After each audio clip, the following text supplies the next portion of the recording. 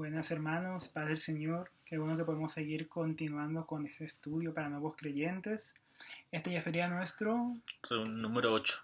número 8. Qué bueno hermanos que todo este tiempo hemos podido estar aprendiendo juntos en la palabra del Señor. Vamos a continuar con nuestro estudio. La última vez estuvimos viendo el asunto de la fe, que nos va a recordar un poquito nuestro hermano Andrés.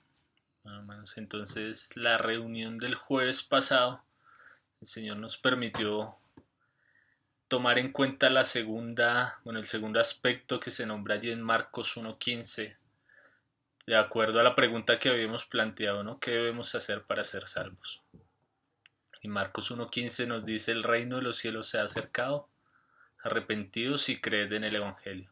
Entonces ya vimos la parte del arrepentimiento y tomamos la segunda parte, que es el creer, ¿no? O el ejercer la fe en lo que el Señor nos ha dado en su palabra, ¿no?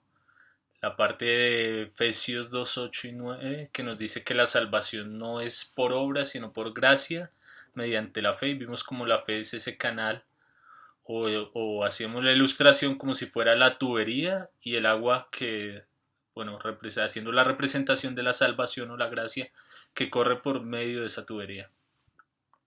Y miramos eso, ¿no? Como la fe toma un papel bien importante en cuanto a la salvación de la persona.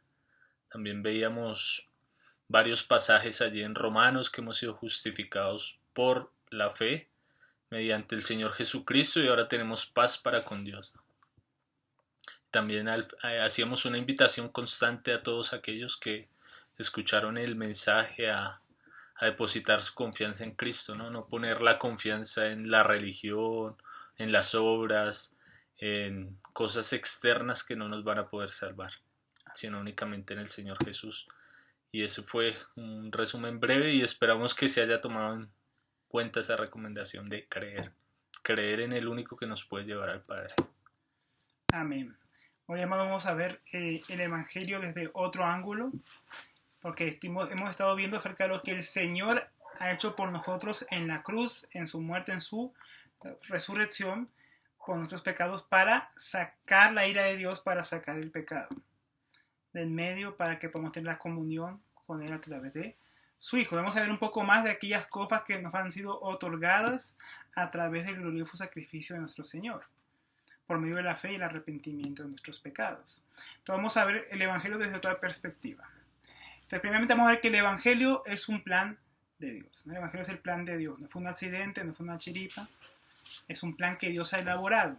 El Evangelio fue un evento en la historia, algo que ocurrió en la historia. Otro punto que vamos a ver hoy es que el Evangelio es un logro de Dios en ese evento. Hay cosas que Dios hizo por nosotros, para nosotros, en ese evento que es el sacrificio y resurrección de su Hijo. Ahora, el Evangelio también fue una oferta gratuita para todos a través de la fe. Y vamos a ver que el Evangelio fue una aplicación a nuestra vida de aquello que Él logró en la historia en ese evento. Y por último, vamos a ver que el Evangelio nos lleva a disfrutar de Dios para siempre. Entonces, vamos a comenzar. Vamos a comenzar con que el Evangelio, bueno, es un plan de Dios. Ahora, ¿desde cuándo el Evangelio es un plan de Dios? Apocalipsis 13:8 nos dice: y la adoraron todos los moradores de la tierra, cuyos nombres no estaban escritos en el libro de la vida, del Cordero que fue inmolado desde el principio del mundo. Entonces la Biblia nos dice que aquel sacrificio por el que Jesús había dispuesto a dar su vida por nosotros, era algo que estaba dispuesto aún desde antes de la fundación del mundo. El Evangelio es un plan de Dios desde la eternidad para salvación de sus hijos. Ahora, en 2 de Timoteo 1:9 nos dice que nos salvó y llamó con llamamiento santo, no conforme a nuestras obras, sino según el propósito suyo y la gracia que nos fue dada en Cristo Jesús antes de los tiempos de los siglos. Antes de los tiempos de los siglos, ya Cristo se había dispuesto para entregarse por nuestros pecados, y el Padre había dispuesto que salvación fuera por pura gracia y no por obras, a través de la fe y el arrepentimiento en la obra de Jesucristo.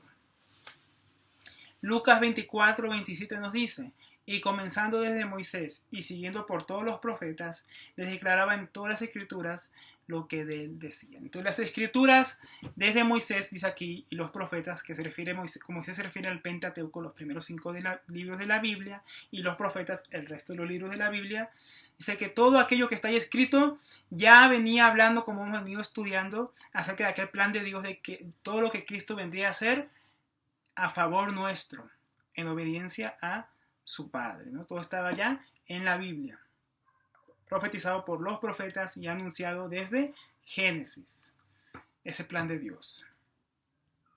Ahora, ¿para qué es ese plan de Dios? Romanos 1:16, como hemos venido estudiando, dice: porque no me avergüenzo del Evangelio, porque es el poder de Dios para salvación a todo aquel que cree, y al judío primeramente y también al griego, ¿no? Esto es como un pequeño resumen de lo que hemos venido estudiando. Ahora, ¿para salvarnos de qué? Veníamos estudiando que esto es para librarnos de qué, del pecado, de la condenación, de la ira de Dios. Pues Romanos 5:9 dice: pues mucho más estando ya justificados en su sangre, por él seremos salvos de la ira, ¿no? Somos salvos de la ira de Dios, ¿no? Como que teníamos que ser salvos.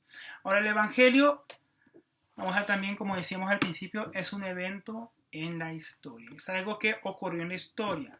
El centro de la historia es la obra de Cristo. Es el centro del Evangelio, es la obra de Cristo. La obra de Cristo no es una idea. La obra de Cristo no es una filosofía, no es un sentir, no es simplemente una experiencia. La obra de Cristo fue una muerte en la historia y una resurrección real. Es un evento histórico que ocurrió en un momento en la historia en medio de la humanidad.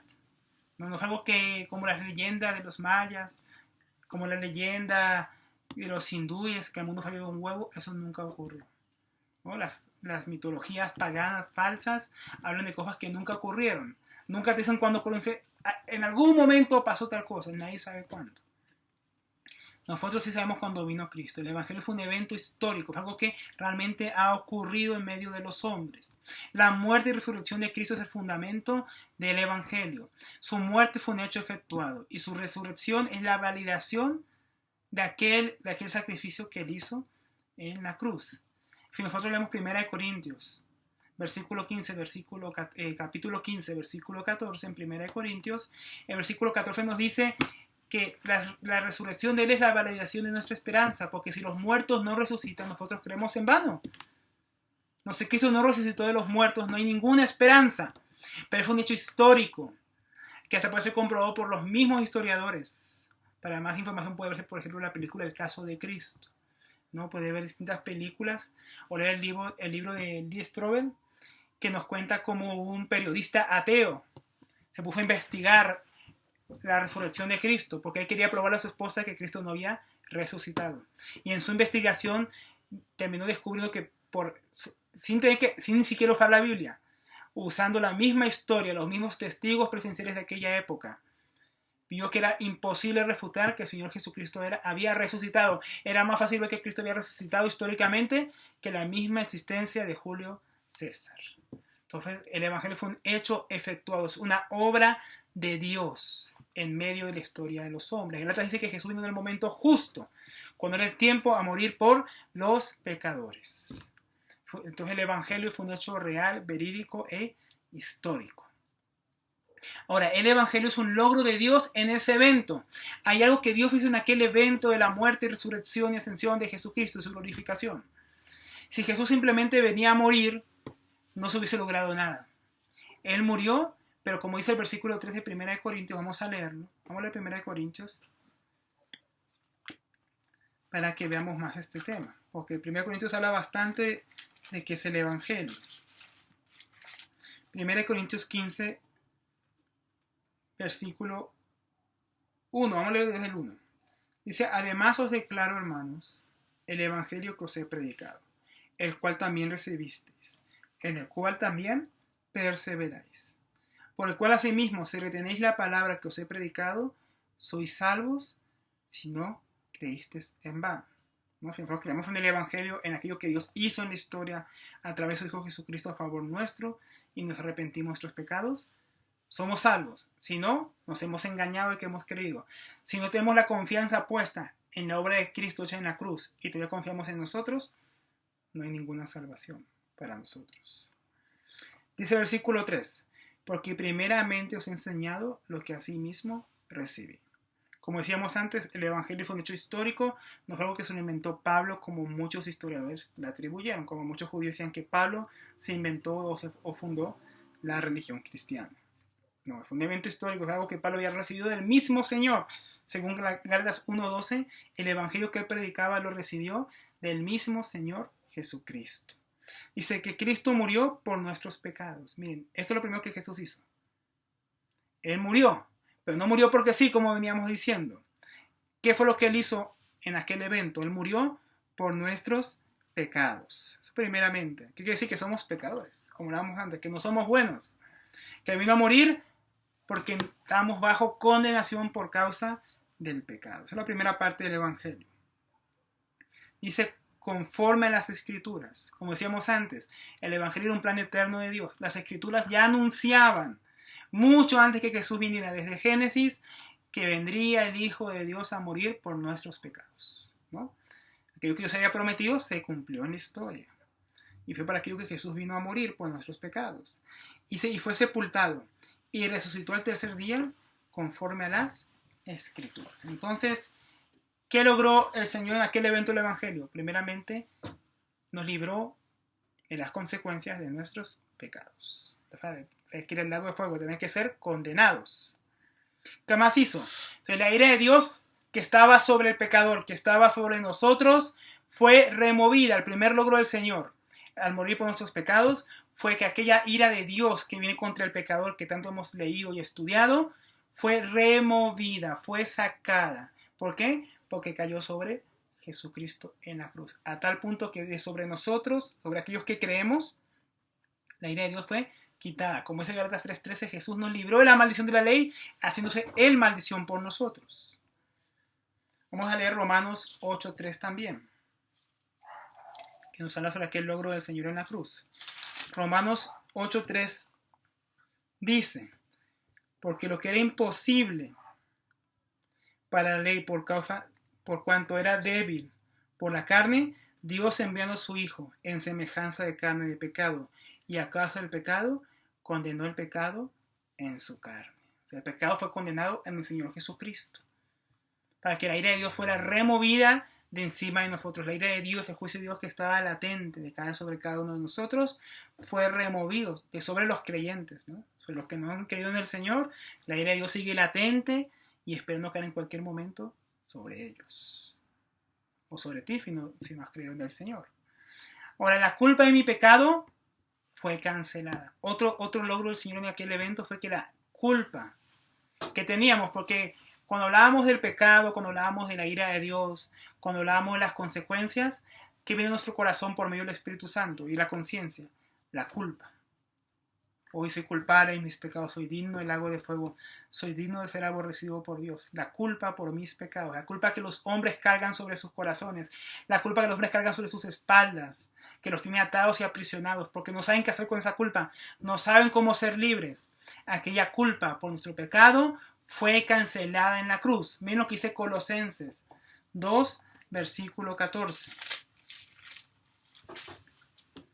Colosenses 2:14 dice, miren lo que hizo Cristo en la cruz en aquel evento que logró, anulando el acta de los decretos que había contra nosotros, que nos era contraria, quitándola del medio y clavándola en la cruz. Aquella acta de decretos que habíamos leído ya en Deuteronomio 28, de que Dios iba a maldecirnos por violar su ley, de que Dios iba a perseguirnos hasta exterminarnos y acabarnos, por ir contra sus mandamientos, por no oír su voz. Aquella culpa fue removida, aquella lista que había contra nosotros, los decretos de Dios, fue clavada en la cruz. ¿Por qué? Porque Cristo fue clavado en la cruz y aquellos decretos que eran contra nosotros, ese juicio cayó sobre él, esa maldición cayó sobre Cristo. Y ahora, así como la ira fue removida,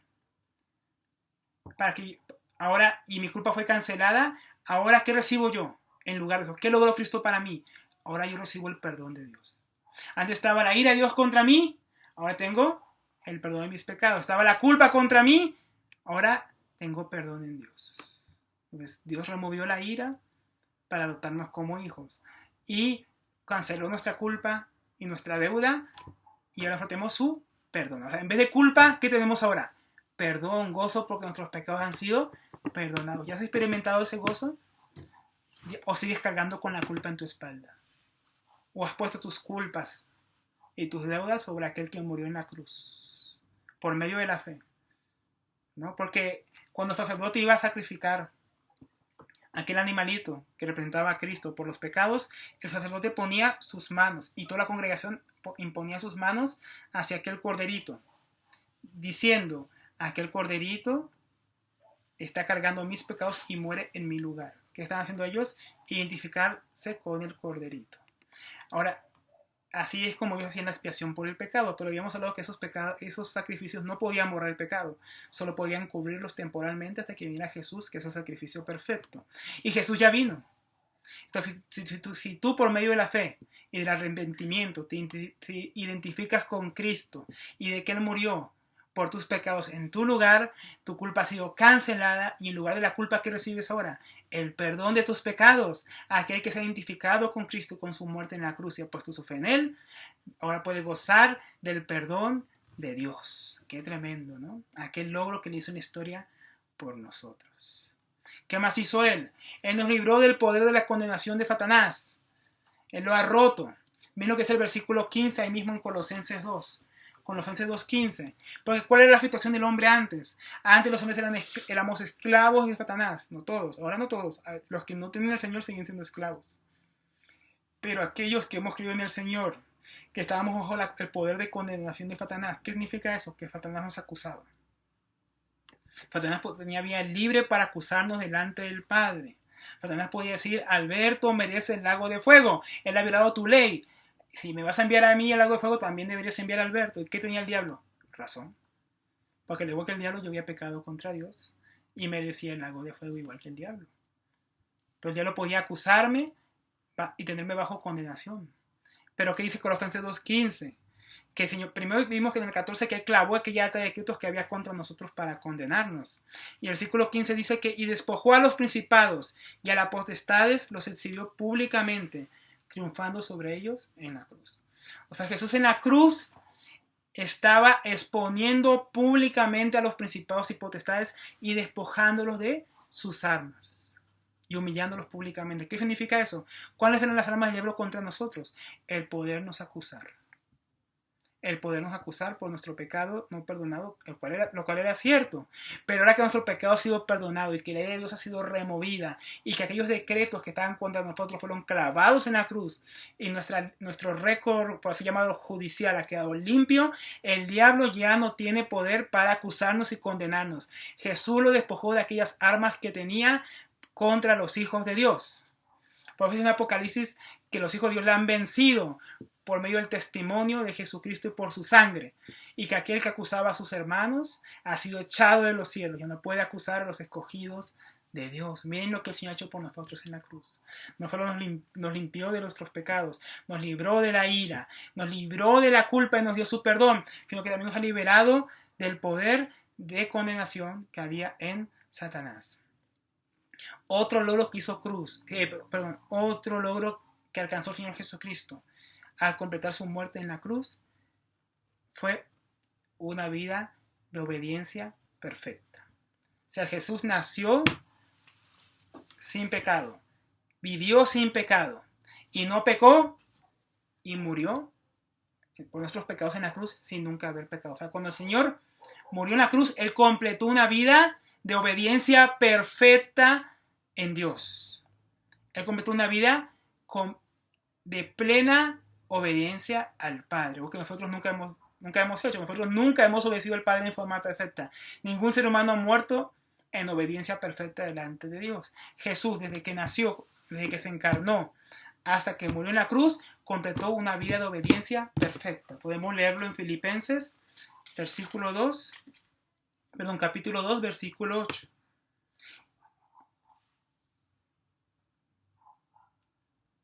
Filipenses 2, versículo 8 dice, y estando en condición de hombre, el Señor Jesucristo, se humilló a sí mismo, haciéndose obediente hasta la muerte y muerte de cruz. O sea, Jesús fue obediente desde que se hizo hombre hasta la muerte y muerte de cruz. Él completó una vida de obediencia perfecta. ¿Qué significa eso para ti y para mí?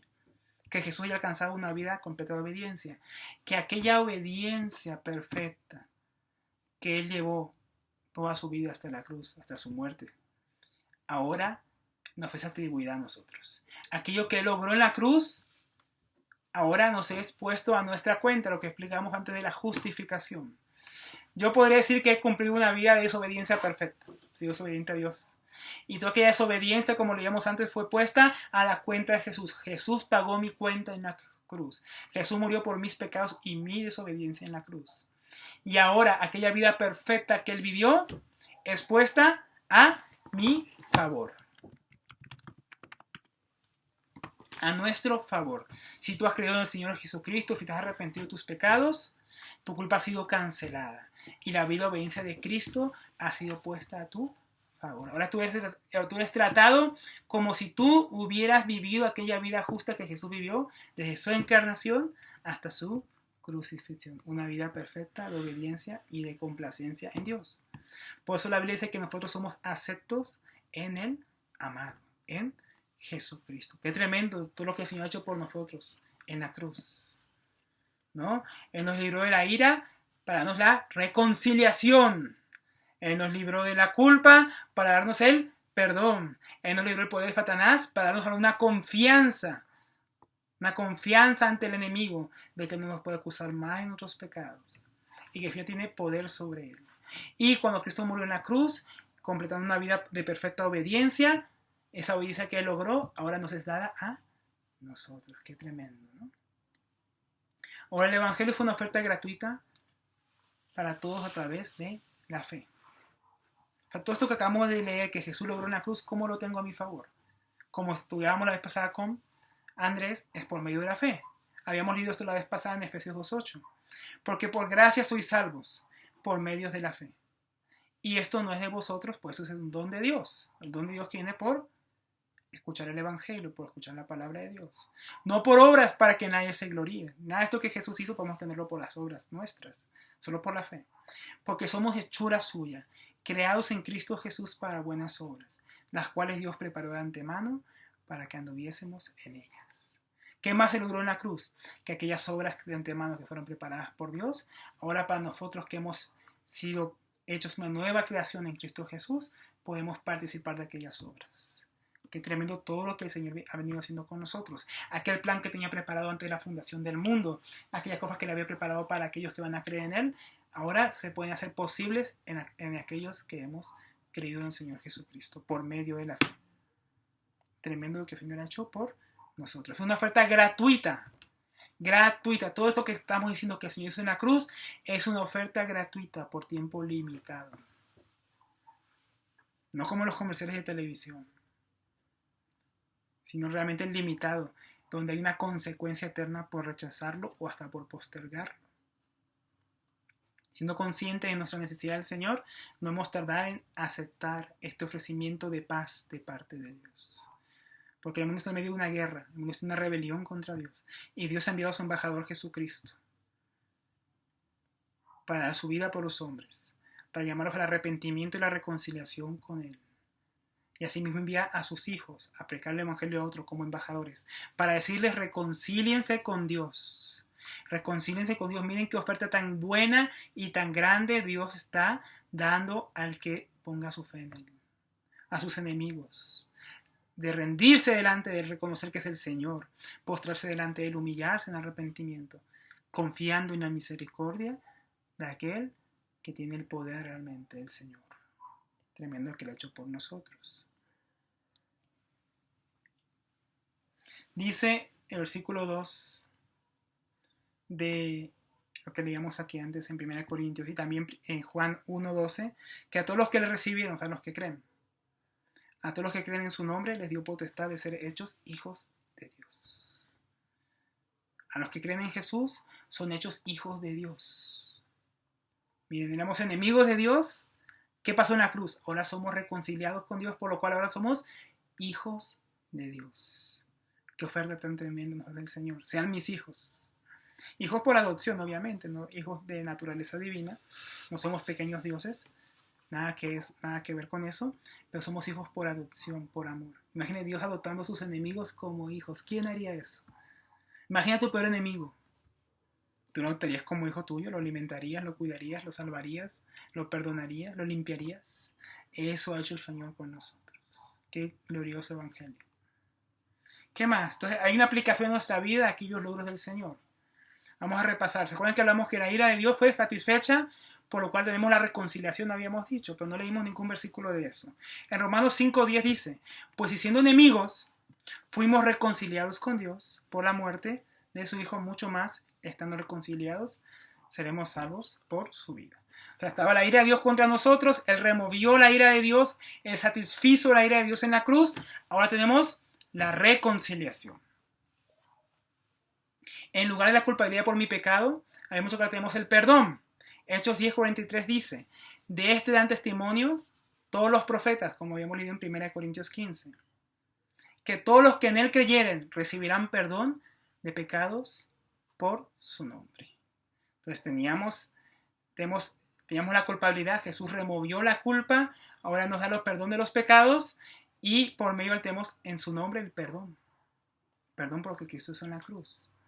¿Se acuerdan que hablamos que antes teníamos un temor contra el enemigo, pero que fuimos librados de él? Ahora tenemos una gran confianza en seguridad, como habíamos dicho, por lo cual dice Santiago 4:7, someteos pues a Dios, resistid al diablo y él huirá de vosotros. Miren qué aplicación tan maravillosa de aquello que Jesús hizo en la cruz. Por cuanto el diablo ha sido despojado de sus armas y ya no puede acusar más a los escogidos de Dios, ahora nosotros podemos resistirle sometiéndonos a Dios y él huirá de nosotros. Qué intercambio tan bello. Y lo último que decíamos, Jesús vivió una vida de completa y perfecta obediencia a Dios. Entonces, como decíamos, somos justificados por esta obediencia de Cristo. ¿Qué significa eso? Por medio de la fe somos justificados, como habíamos leído. Vamos a leerlo en Romanos 4:5. ¿Cómo es este intercambio? Un poco sobre la justificación. Romanos 4:5 dice,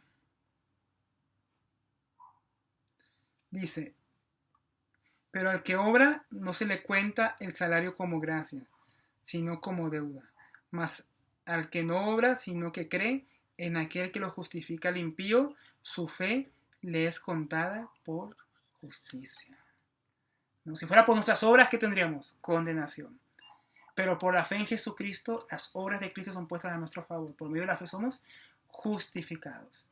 Según Corintios 5:21 dice que el que no cometió pecado fue hecho pecado por nosotros.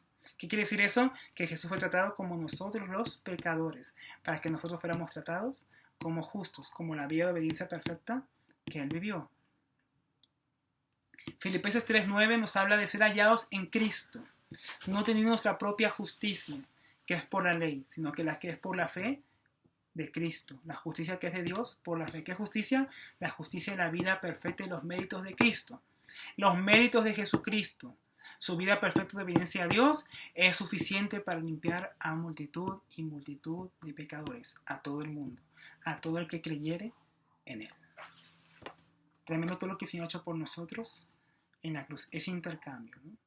Removió la ira, nos dio la reconciliación. Sacó la culpa, nos dio el perdón. Sacó el poder del enemigo, nos dio poder sobre el enemigo, sometiéndonos a él, porque el poder realmente está en Jesucristo. Y nos justificó nuestros pecados por la vía de obediencia perfecta de Jesucristo en la cruz. Esto es lo que Dios hizo en la historia, esto es lo que Dios logró en la cruz, y es lo que es la aplicación a nosotros si creemos en Él. Si creemos en Él, todo esto que ha ocurrido en el Evangelio se aplica a nuestras vidas, que es el logro de Cristo. Por último, el Evangelio nos lleva a disfrutar de Dios para siempre. ¿Para qué somos salvos de la ira? ¿Para qué somos salvos del juicio eterno? ¿Para qué somos perdonados? ¿Para qué somos librados del poder del enemigo? ¿Para qué somos justificados? El fin último del Evangelio es llevarnos a un disfrute eterno de Dios. Disfrute eterno de aquella persona que ahora mora en nosotros. La vida del cristiano es una vida llena de gozo y alegría indescriptibles, al cual cada cristiano tiene acceso por medio de la fe y el arrepentimiento. Y una vida de sometimiento e identificación con aquella persona que es el verdadero gozo, Jesucristo. El Salmo 16:11 dice: te mostraré la senda de la vida. En tu presencia hay plenitud de gozo, delicias a tu diestra para siempre. Cada vez que la Biblia habla de la diestra de Dios, se refiere al Hijo de Dios. Él está sentado a la diestra de Dios. Dice la Biblia que a la diestra de Dios, a su diestra hay delicias para siempre. En el Señor Jesucristo, que está a la diestra de Dios, hay delicia, hay gozo, hay contentamiento, hay regocijo para siempre. La vida cristiana no es una vida aburrida, una vida miserable, una vida triste. La vida cristiana es un continuo gozo y gozo en aquel que dio su vida por nosotros, en aquel que se entregó por amor, en aquel que se levantó de los muertos y que vino otra vez. Para el cristiano, Jesús es su mayor posesión, Jesús es nuestra herencia y en Él tenemos todas las cosas, dice la Biblia, no todas las cosas de este mundo, todas las cosas que permanecen para siempre, cosas mayores que las que nos puede ofrecer esta era, porque todo lo que hay en esta era será quemado, pero todo lo que hay en el Señor es algo indescriptible, algo hermoso que nunca acabará, delicias a tu diestra para siempre, un gozo que es eterno, en cosas que no perecen, en un ser que es digno, en un ser que es hermoso, un ser que es glorioso, un ser que conocemos en la imagen de Dios invisible, que es el Hijo de Dios, en el cual conocemos toda la Trinidad, todo lo que es Dios. Todo esto lo que el Señor nos ha prometido, todo esto lo que el Señor ha hecho posible en la cruz, y mucho más. Aquí solo estamos hablando de unas pequeñas cosas. Hay mucho que hablar de las provisiones del Señor, de su cruz, de su muerte, de su resurrección, de su ascensión. Provisiones que nos han sido traídas y transferidas a través del sacrificio de Jesucristo. Hoy vimos algunas de ellas. Algunas de las cosas que el Señor ha hecho en nuestro favor en aquel sacrificio que hizo en la cruz. Por medio de su muerte en la cruz, no solo los pecados han sido removidos de nuestra cuenta. Ahora Él también quiere tratar con nuestro interior para que el pecado que mora dentro nuestro también sea destruido. Y eso gracias a la cruz de Cristo. Esto que estamos, si tú has creído ya en el Señor, si te has entregado a Él, estás apenas empezando a experimentar una vida de gozo y una vida de profundo conocimiento, amor y transformación del corazón, que solo está comenzando en Jesucristo. Es una puerta angosta y un camino angosto que comienza y que mientras vayamos avanzando nos vamos a dar cuenta que es cada vez más angosto, más angosto, más angosto. ¿Para qué? Para que solamente lo que es hecho imagen de Cristo en nosotros pueda seguir avanzando. La forma de avanzar en la vida cristiana es nuestra conformidad a la imagen del Hijo de Dios. Y todo eso nos es dado a través de su sacrificio, de su muerte, de su resurrección por medio de la fe. Entonces, ¿qué debemos hacer? Confiar. Confía en el Señor. Pon tu fe en Él. Deja de renegar, deja de esperar, deja de postergarlo. Hay cosas que todavía no entiendes tal vez, no entendemos todavía todas las cosas, pero confía en lo que ya has conocido del Señor. Él es digno de toda confianza, Él es digno de toda apreciación, Él es digno que tú le sigas, que lo obedezcas y te sometas a Él, así todavía no entiendas todas las cosas. Yo sé que hay muchas dudas al principio cuando uno llega al Señor, hay muchas cosas que todavía no entendemos, pero ¿ya has entendido lo que hizo por ti? ¿Ya has entendido lo que es su sacrificio? ¿Ya has entendido el amor con que te ha amado? ¿Ya has entendido las maravillosas consecuencias que damos hoy de las cosas que fueron aplicadas a nuestra vida por medio de su cruz? Mira lo que ha hecho por nosotros y entrégate a Él. Entreguémonos al Señor realmente, ¿no? ¿Algo que agregar, hermano? Bueno, hermanos, ahora vamos a seguir hablando, a discutir un poco sobre estas cosas, profundizarlas y aprovechar este tiempo para preguntas, ¿no? Vamos a aprovechar este tiempo para preguntas. Queremos saber si hay dudas, cosas que no han entendido. Entonces, vamos a hablar y continuamos. Amén.